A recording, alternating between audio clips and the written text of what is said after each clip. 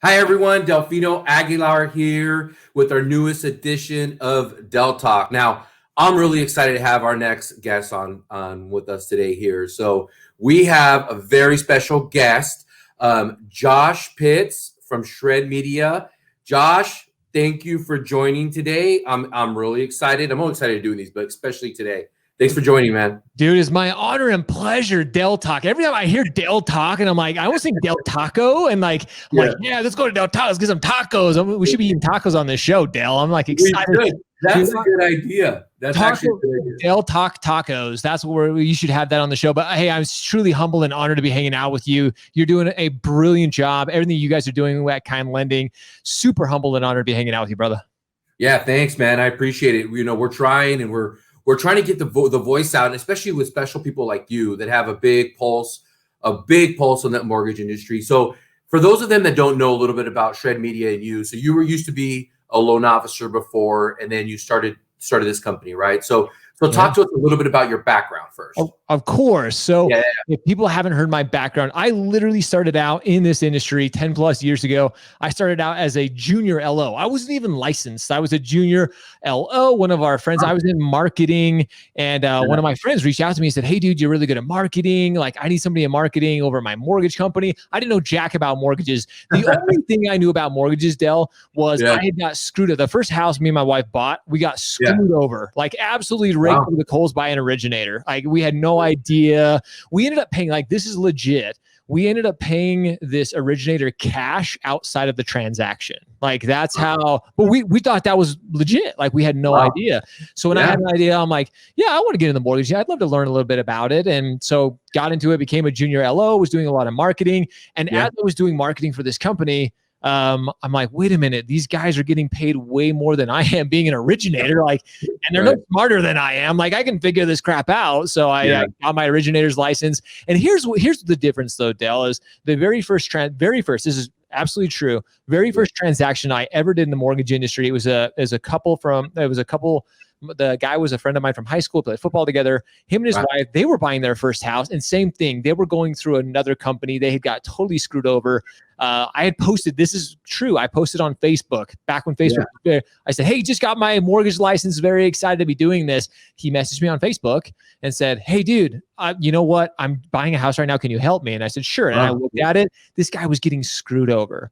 So I helped them buy their first home. And at closing, very first transaction, his wife was shedding tears. She was like, "This is like, thank you so much. We were getting screwed over by this other company, and you're helping us buy our first home. You're helping us achieve the American dream." That moment, Del, like, at first I was getting in it for the money. Like, literally, I saw these guys I saw them driving BMWs and nice trucks, and I'm like, I'm going to go do this for the money. That changed it all. And ever since then, it's been all about relationships, about the people. I've been humbled and honored to help hundreds of thousands of families over the last few years, or years in the industry. And then Shred Media came about just back in January of 2019. I still have my originator's license. To kind of fast forward, 10 years. Was in the industry, owned a mortgage company, and used social media, used different platforms to grow kind of our brand, to grow my personal brand. And Shred kind of came out of that. And Shred came about, dude, is because I grew up snowboarding. So I was shredding like all the time.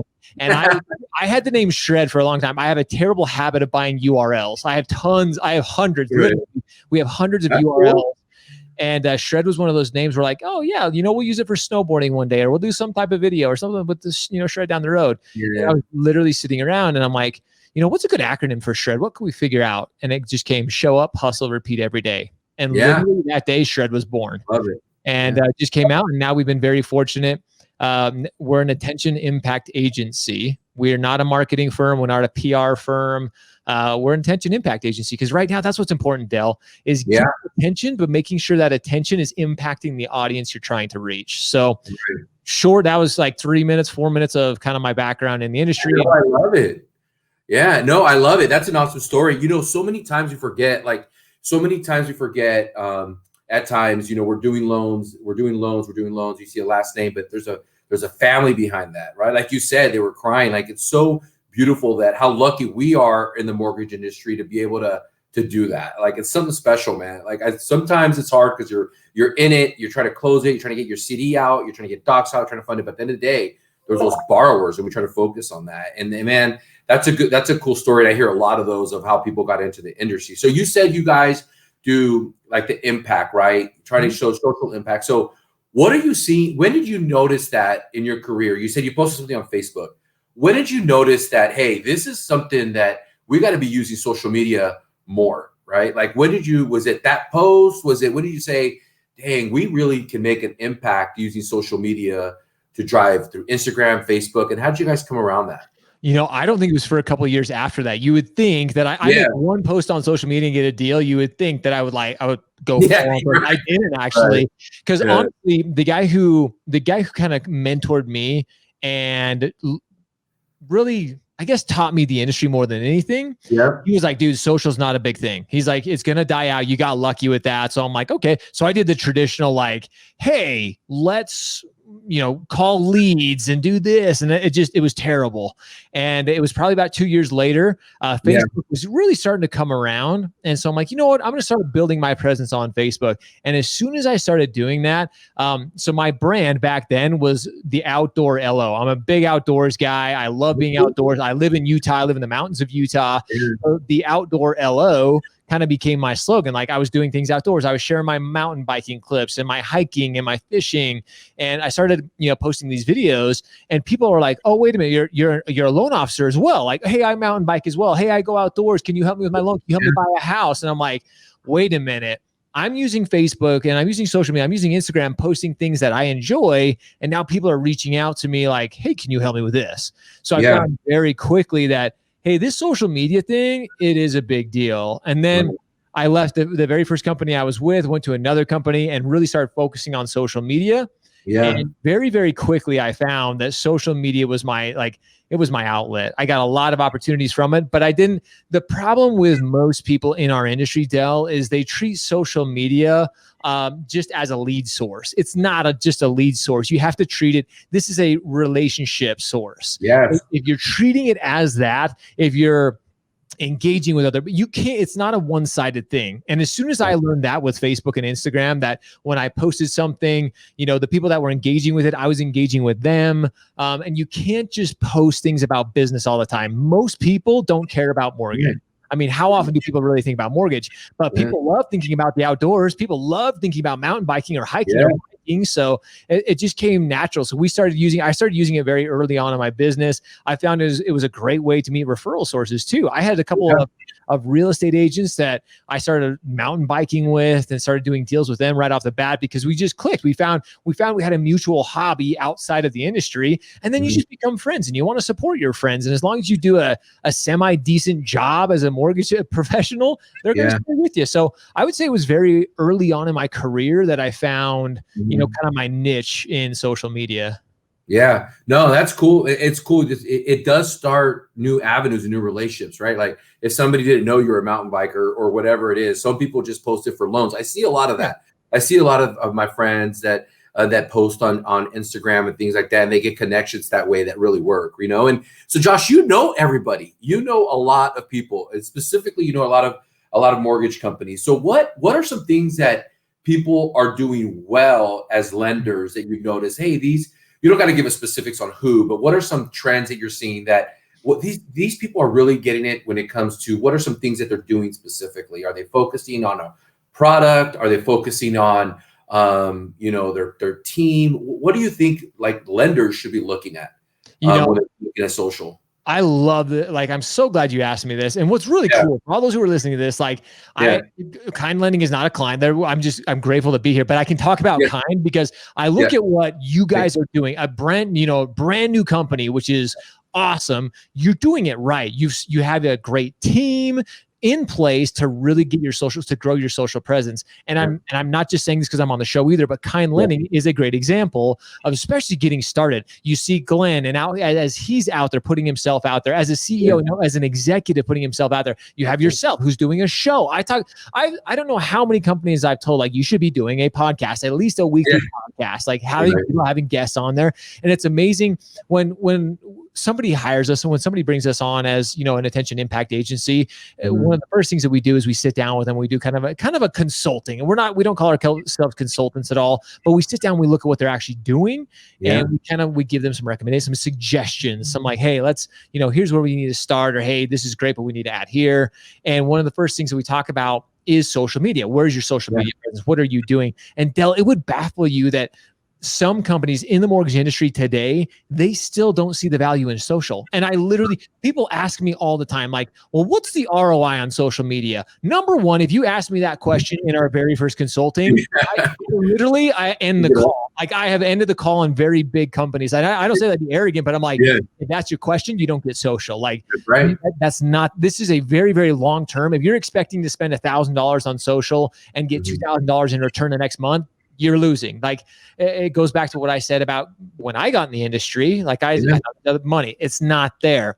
But some of the other companies that I see really doing, and I won't use any specifics other than you guys are doing a phenomenal job, but it's companies who are actually putting their people out, and actually they're putting them out so everybody can see them, so consumers can see them, the industry can see them. They're actually having these discussions. And again, like you have your podcast, you're talking with your account executives on the show, you're talking with your executives, you're putting yourselves out there. So the problem with consumers, and the problem with even originators, is when the mortgage industry is kind of a quiet thing. We don't see what's going on behind the scenes all the time. So companies that are really winning on social right now, they are putting themselves out there. They're doing podcasts, they're doing shows, and actually showing what's going on behind the scenes. They're showing real people, because at the end of the day, Del, we are all real. Consumers are real people.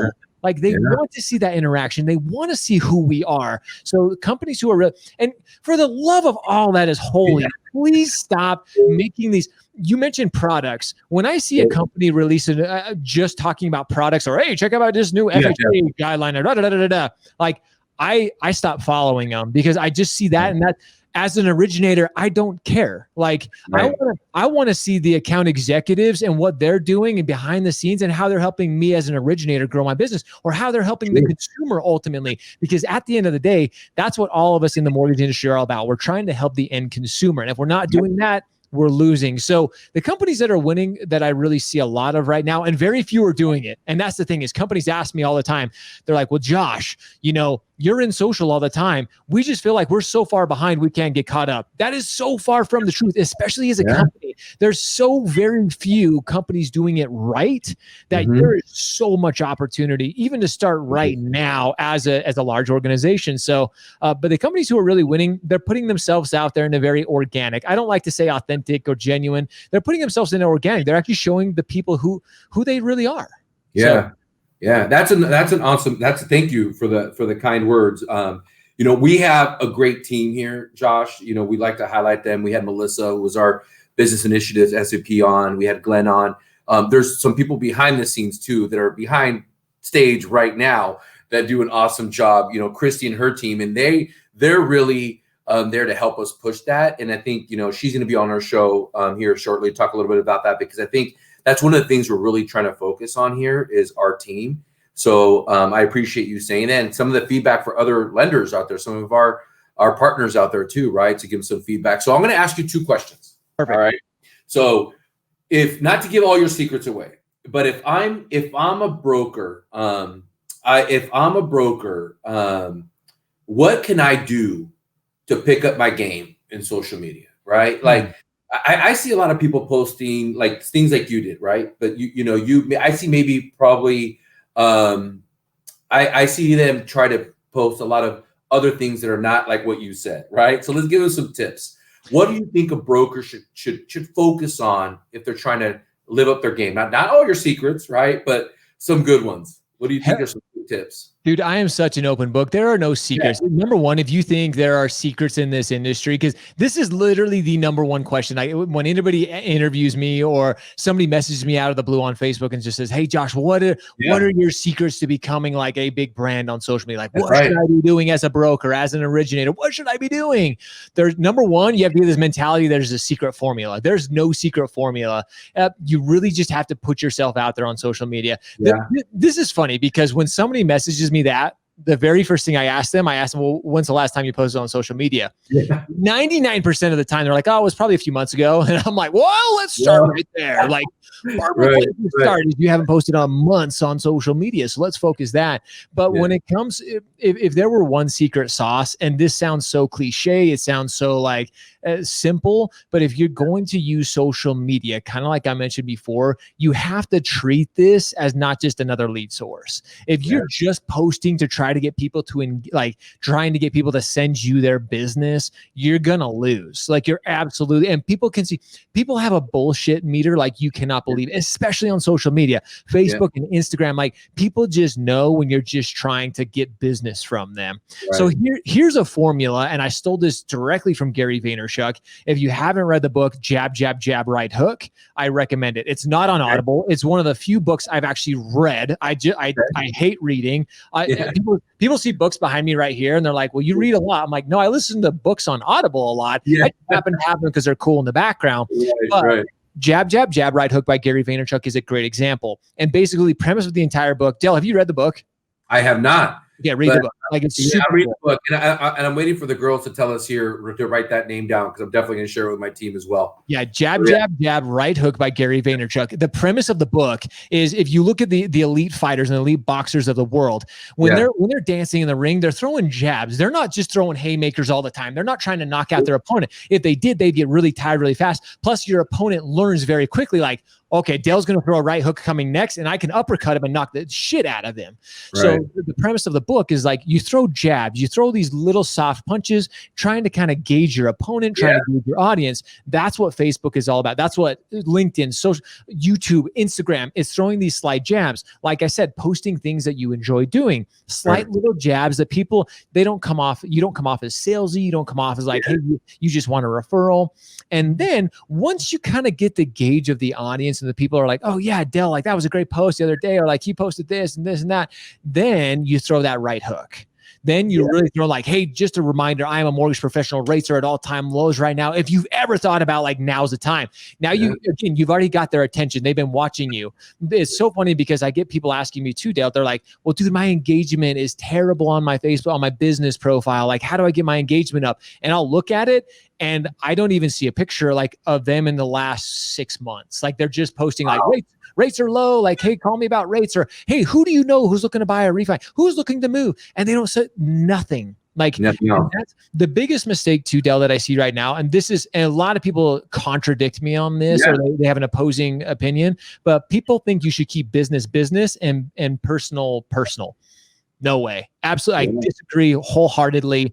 I think there's a space for business, and I think there's a space for personal, for sure. But again, think about the business that we're in. This is a relationship business. People don't want business all the time. When's the last time, you think about this, everybody who's listening right now, think about the last time you were hanging out at a bar or a party with your friends, and you're just chilling, you're kicking back, having a drink, having a good time. When's the last time you, like, brought up, like, hey guys, by the way, do you have a referral for me? Like, are you ready to send me business? You didn't.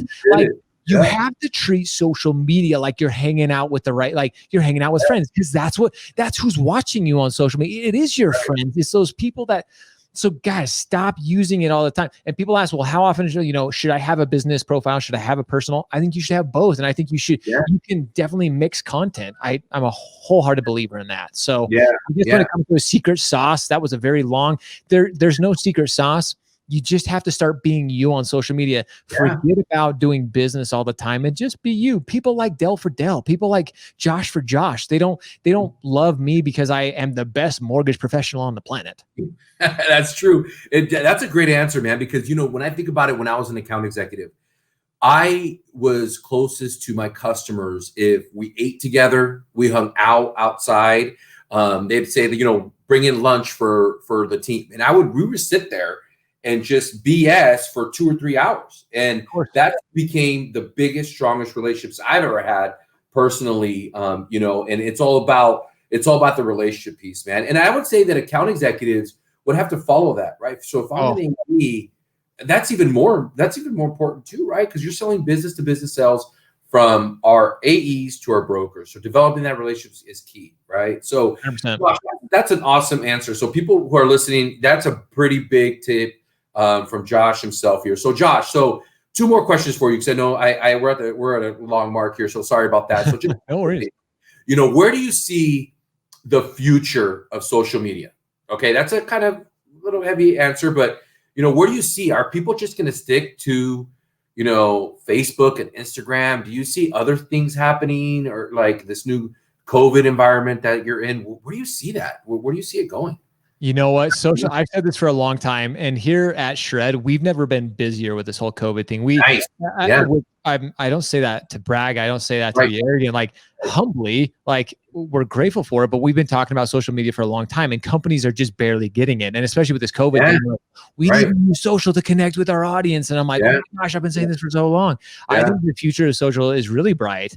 I think Facebook, and we mentioned this, it's funny that we were talking about this, because before we got on the call, we were talking about, what are the biggest platforms in mortgage or real estate or in our industry? Facebook, LinkedIn, YouTube a little bit, Instagram's kind of there, but Facebook and LinkedIn are by far and away the biggest. And Facebook is putting out some big changes. Facebook is they're trying to adapt with times. It's funny because I tell people this: don't try to do every platform. Find the platform that you utilize most. So you use Facebook most, then use Facebook. Like, use the platform that you actually feel most comfortable with, because number one, we don't like to get outside of our comfort zone, which again, that's a whole nother conversation for another day, but use the platform that you're most comfortable with. I think Facebook has a lot of opportunities still, great ways to connect with your audience. And here's the thing. And I tell people this all the time. If you're using Facebook, and even if you have 400 or 500 people that are your friends, people think they have to have thousands of followers to be successful. That's 100% false. Like, if you have 400 or 500 people following you, or you have 400 or 500 friends on Facebook, that's a great, as long as you're putting out relevant content to your audience, that's phenomenal. Like, don't overthink that. And I always recommend too, like, if you want to grow your audience, you have to go grow your audience. You have to actually put in the work. These companies out there that are saying, oh, like, hey, we'll get you 5,000 followers on Facebook. Those Facebook followers are false. Like, they're not true friends. Don't do that. Don't pay for followers. Do not pay for followers. It ultimately will come back and bite you. There's a time and a place for that. But when you're starting to grow your audience, just start with the people that you know. When it comes to these other channels, TikTok is a perfect example. Look how fast a social media channel grew in a short amount of time. It kind of took the industry by storm. I mean, if you've ever spent any time on TikTok, you know that, like, it's a black hole. Like, it's funny because me and my kids, like, we'd jump on it. And we're like, hey, 5 minutes. And next thing we know, an hour and 20 minutes later, we're still scrolling through TikTok laughing at these videos. But I have a lot of people asking me, like, hey, Josh, is TikTok the new wave? Right. Well, are you going to use TikTok? Does it really matter? I'm like, okay, is TikTok going to be the next wave? What's the social media channel you're using most right now? Well, Instagram. When's the last time you posted on Instagram? Well, it's been a couple of weeks. Then you're not going to use TikTok. Like, stop trying to go to the newest. We have the worst in this industry in particular. We have the worst. Like, I have ADHD. We have the worst squirrel mentality in this industry. Shiny toy object. You're like, oh, look, a new tool here. Oh, look, a new company here. Oh, look. And we as mortgage professionals, we just try to do the latest and greatest, hoping it's going to, like, change everything for us. And that's not. Social media takes time. It takes effort. You have to be persistent. You have to be consistent with it. So, answering your question, all these social channels are still going to be relevant. It's just deciding which one you're going to utilize to become relevant. Right. Dane, that's a great answer there. So, Josh, we're almost up. Some big news happened yesterday, right? There was some announcement on Fannie and Freddie with that new adjustment for refinances. Any thoughts about that at all? Do you have any thoughts at all? Or just what do you think that's going to mean for lenders at all? I for me, again, this is one of those things that my inbox was full this morning. Like, what are your thoughts? Like, what's going on here? And I tell people, like, I'm not Barry Habib. I'm not some of these guys who understand what's going on in the markets. It is what it is. And stop writing about it. Like, you can't change it. Like, you can't take the time to be like, well, I'm going to change something about this. You're not. Like, just adapt to it. Say, okay, this is the new norm. COVID is a perfect example. Did any of us expect 6 months ago to be officing from home all the time? No. So adapt with this new change. It is what it is. None of us are going to have any say or able to change what happened. So move on with it, and just keep being the professional and the advisor that you are to your clients. Because honestly, like, most of your clients won't even know about this. So. Yep. Good. All right. Thank you. Good thoughts there. So Josh, I really appreciate your time on this third edition of Del Talk, my friend. You know, there's a lot of content here. Thank you. You're very, very well informed. I really appreciate everything you share with us, man. So all of us who are on Del Talk listening today, please make sure you follow Josh Shred Media on Instagram, Facebook, YouTube, TikTok. You know, TikTok. Yeah, we're on TikTok as well. TikTok, everything you can to please support Josh. We really would appreciate that. Josh, thank you so much for your time. Make sure you follow us here at Kind Lending on LinkedIn and Instagram for more updates. Josh, you're the man. Really appreciate you, brother. Thanks, brother. Ton of fun. Appreciate it. All right. Thank you. Thank you, everyone.